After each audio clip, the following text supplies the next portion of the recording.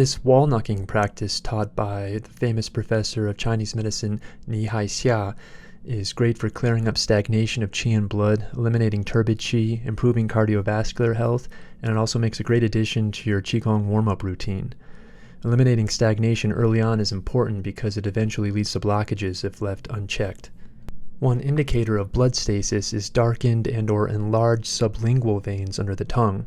So many Yangsheng enthusiasts, following Ni Haixia's teachings, practiced this exercise daily for a while and then posted before and after pics online showing improvements in the appearance of their sublingual veins. The following are instructions and tips for practicing. Find a flat and sturdy surface that's wide enough. Don't use a surface that will break easily, so don't do this against drywall, or don't use a surface that is round or has dips and rivets in it. Stand with your back to the wall, a few inches from the wall, feet roughly shoulder width apart, but one foot is slightly forward, the other foot slightly back. Be sure to keep your head a little bit forward so that it doesn't hit against the wall. Start gently and rock backwards, banging your upper back against the wall. Keep your back relaxed. Don't pull your shoulders too far forward, which would expose the spine, and don't push them too far backwards, making your shoulder blades stick out. You want to come in contact with the meaty portions of your upper back, not the bones. Keep your body upright and gently contract the abdomen and anus when breathing out and hitting the wall. As you hit the wall, exhale strongly to expel turbid qi and make a h sound.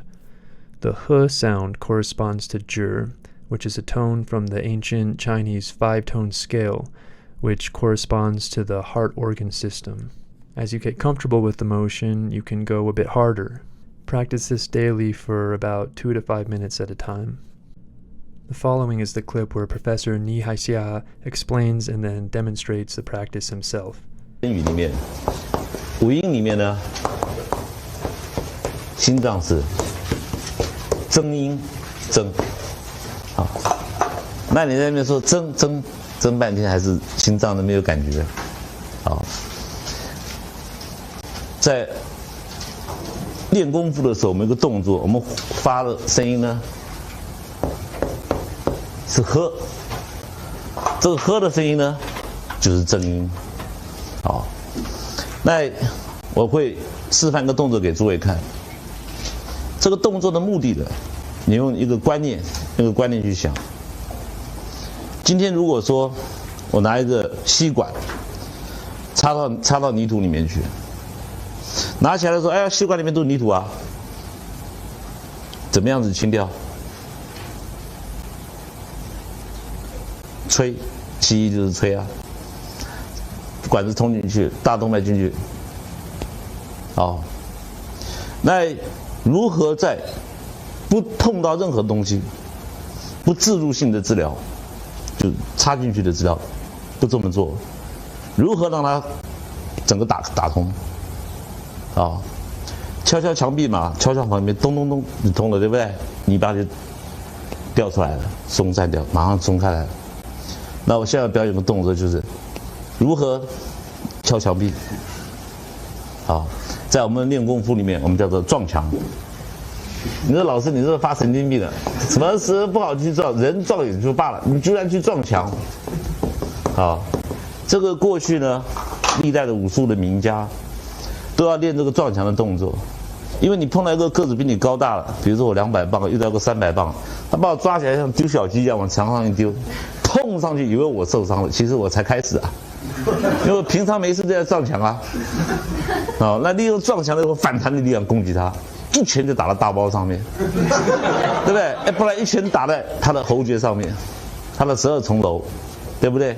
我们穴道很了解啊，好，心壁骨我们巨缺血一打下去，心脏就受不了，大包一打，全身的他管全身的大络，皮是大络嘛，络一受到撞击的经脉就不通，马上人就躺下去了，好。 那我现在表演一个撞墙的动作，同时呢，发出来的声音就是呵的声音，哦，就可以把心脏的动脉血管的堵塞打通，啊，所以你帮别人针灸嘛，你自己，好，一样可以让它通，好，而且通的速度非常快，好，好，我现在表演给各位看，我利用那个墙壁，这个我们在做这个动作的时候，一脚前一脚后。 这样的话比较好控制，你不要2个脚平的，平的撞下去回不来。好，那在撞的时候，这种不能撞哦，你一撞就过去了，啊，要找钢筋混凝土的，啊，那背后呢，不要靠太远，差不多3寸的距离。撞的时候不是就后脑袋瓜撞，好，人家练那个铁头功是练前面的，没有练后面的，这种背后的两个肩胛骨中间的脊椎骨去撞，刚好3、4、5、6、7这边，第3椎、第4椎、第5椎、第6椎、第7椎这个地方。创的时候呢，不是直接这样创，好，先调息，全身放松掉，创上。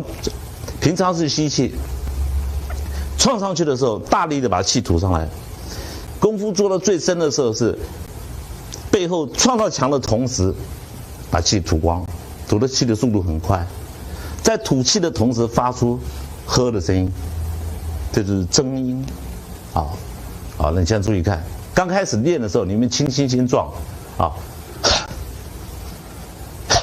好，轻轻先撞。现在习惯了，对不对？好，慢慢角度习惯了，确定你后脑勺不会撞到脑袋，不要一撞，老子我昏倒了，好，不好，好，这样，慢慢习惯了以后哈，开始大力了，